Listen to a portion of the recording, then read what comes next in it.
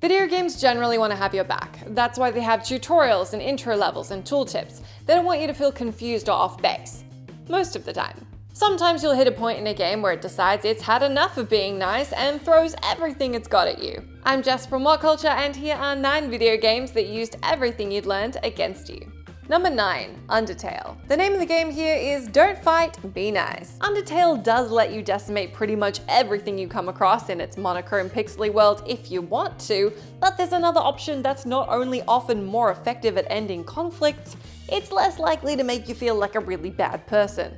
In every encounter, you have the choice to fight or act in various ways. Acting can ultimately result in having the option to spare your opponent. And if you do go in pixels blazing, the game does kinda quietly punish you for it. For example, if you decide to murder the cute dogs instead of petting them and sparing them, you'll run across their little dog friends immediately and ultimately miss out on the true pacifist ending, with events including, but not limited to, lesser dog building sand dogs on the beach. Decades of video games may have taught us to fight for our lives, but Undertale seriously rewarded you if you didn't. Number 8, Sekiro: Shadows Die Twice. Since we're on games that wanted you to play them completely differently than what players expected, let's talk about Sekiro: Shadows Die Twice. By Sekiro's release in 2019, we were pretty across what to expect from a From Software game. They'd be hard, beautiful, and require a certain way of engaging in combat. Namely, turtling around enemies and having a solid shield game. Well, 2 out of those 3 were true for Sekiro. But despite its visual similarities and fearsome bosses,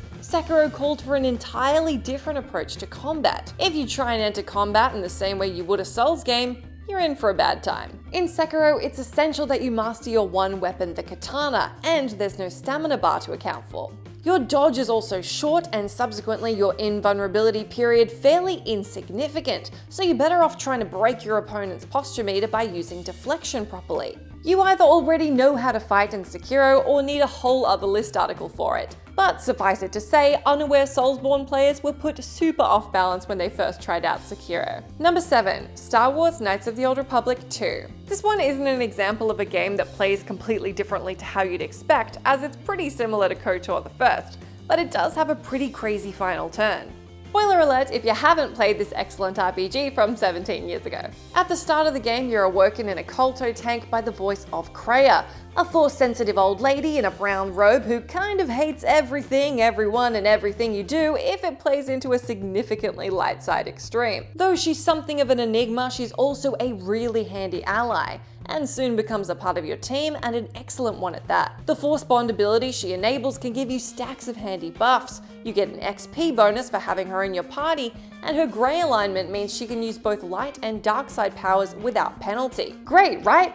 Yep. So you have her tag along, build influence with her, listen to her true neutral rants, level her up, right up until you realize there's plenty more to Kreia than meets the eye. She's actually Darth Traya, a former Sith Lord and the game's final boss. She's also pretty bloody hard to fight, as she's just as tough as you. And you'd know that because you've spent almost the whole game watching her fight for the good guys. Even to the end of the narrative, Kreia proves to be your mentor, but it's certainly a turn that uses your expectations and presumed allegiances against you. Number 6, The Legend of Zelda: Breath of the Wild. Sometimes games use everything you've learned against you via far more straightforward methods, like just removing all of your equipment and forcing you to go without. That's what happens in Breath of the Wild when you rock up for the Eventide Island trial. You're tasked with finding and delivering 3 ancient orbs onto 3 platforms scattered around the island. The catch being everything in your inventory, including armor, weapons, and food, but excepting runes, is taken from you. You'll need to be a bit clever about taking on the island's inhabitants in this state, including using the environment to your advantage. If you can meet the challenge head on though, this is a really fun trial to complete.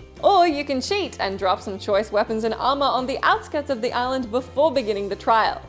I won't tell anyone. Number 5, Echo. There's plenty of ways for games to turn on you all of a sudden, and Echo is pretty smart about it.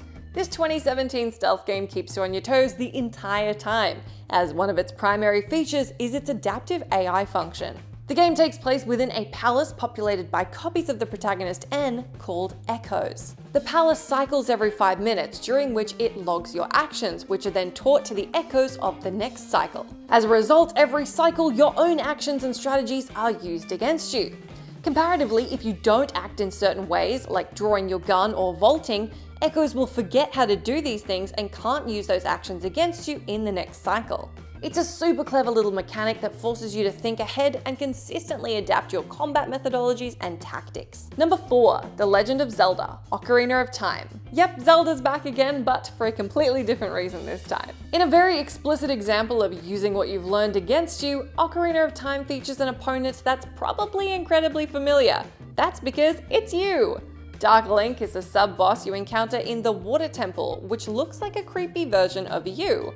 He reacts to your movements and attacks and has the same amount of heart contain as you do, so you might be regretting being a completionist on getting as many heart pieces as you can by this point. Dark Link begins the fight almost entirely transparent, but becomes more opaque as you fight him. Unlucky for you, once he's opaque, he'll get aggressive, and you'll recognize a lot of his moves because they're your moves. He'll mirror you a lot, but you can use items like the Megaton Hammer or Din's Fire to do a substantial amount of damage to your not-so-nice doppelganger. Number 3, A Plague Tale: Innocence. A Plague Tale is an excellent sleeper hit from 2019. You're cast in the shoes of Amicia de Rune in 1300s plague-ridden France, trying to protect your little brother Hugo. The headline here is that rats are bad. Really bad. Fire keeps them away, but if that's not there to help you out, they'll eat anything in their path, friend and foe alike. This is a lesson you learn very early on, and though you need to skirt the rats yourself, you can use them against your foes by shooting out lanterns and the like. That being said, further into the game, you have to unlearn this hard-earned lesson where you've been scared of rats for almost the entire game. Now, I'm gonna spoil some things here, and I really want you to play this game, so tune out for the next minute or so if you don't want to know what happens, okay? Cool. You see, they figure out that Hugo can control the rats. Okay, so now rats are good. We like the rats. No problem. It's a real adjustment to turn the primary enemies into the game into your primary allies, and it really spins the mechanics on their head. Now you'll be approaching every encounter differently. Then enter the final act. Now the rats are bad again, but only some rats. You see, it turns out Hugo can control most of the rats, but not the special white rats controlled by the big bad Grand Inquisitor. So there's some finagling to mush your good rats into the bad rats to ultimately take him out. It's a good battle and a great game, but it sure does keep you on your toes, swapping around allegiances and making you reassess what lessons you've learned. Number 2, Metal Gear 5, The Phantom Pain. Not satisfied with just replicating a confusing relationship to rodents, Metal Gear 5 has an entire system working against you. Similarly to Echo, the revenge system is a mechanic that changes enemy behavior based on your chosen methods when infiltrating outposts. This comes into play in a variety of ways. The difficulty is increased by adding better gear to a percentage of the AI foes. For example, if you tend to infiltrate at night, you'll find your foes granted with night vision goggles. Players who go in and execute a ton of headshots will discover a selection of soldiers now wearing helmets to protect their squishy brain bits. Much like in Echo, if you don't do anything that increases certain revenge system levels, you can bring them back down again. But the mechanic is quite nuanced, with a variety of responses that cause enemy retaliation to all sorts of player strategies. It's a clever system that challenges you to try different infiltration tactics instead of defaulting to your favorites. Number 1, Brothers: A Tale of Two Sons. Okay, I'm ringing my spoiler bell again because I really love this game and want you to play it, and I do not want to spoil it for you. So if you haven't seen it, don't worry, this is the last entry. You can just head on out and I'll see you next time. Brothers: A Tale of Two Sons is the first game from Joseph F. the Oscars Fares. It's a fantastic game with a curious control system. You play as two brothers, but it's not a co-op game. Each brother is controlled by one thumbstick, the controller split between the two protagonists. It sounds clunky, but it actually works quite well, and you get into the rhythm of controlling the boys through their journey to find a cure for their father's illness. One of the pivotal things in the game is the little brother's inability to swim.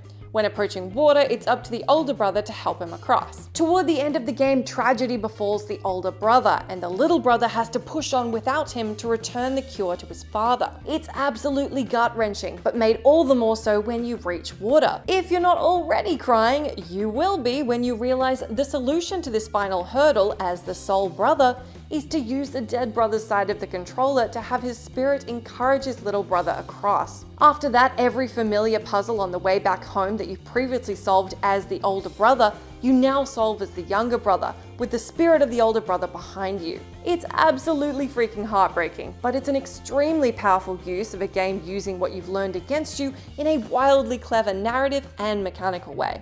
Let me know down in that comment section if you know of any other video games that used everything you learned against you for better or worse. I've been Jess from WhatCulture. Thanks so much for hanging out with me. You can come say hi to me on my Twitter where I'm @JessMcDonald, but make sure you stay tuned to us here for plenty more content.